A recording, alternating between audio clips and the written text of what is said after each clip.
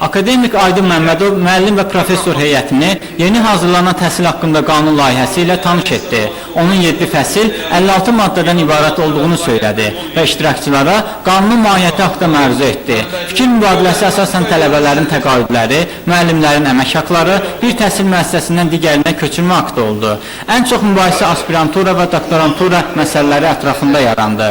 Müəllimlərin bir qismi aspiranturanın doktorantura ilə əvəz edilməsinin tərəfdarı olduqlarını bildirsələr də, digərləri isə bunların ikisinin də saxlanmasına məqsədə uyğun saydılar.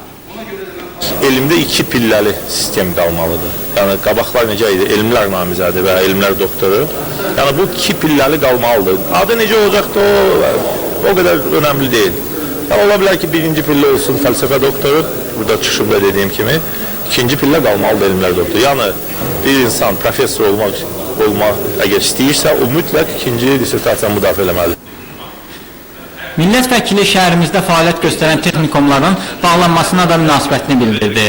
Onun dediyinə görə, geniş bir elmi bazaya malik olan Kənd Təsərrüfatı Akademiyası olan yerdə Kənd Təsərrüfatı Texnikumuna ehtiyac yoxdur. O ki, qaldı orada təhsil alan tələbələrə və müəllim heyətinə, onlar digər təhsil müəssisələrinə köçürüləcəklər. Vüsal Məmmədov, Mir Yunus Seyidzadə, Xəbər Plus.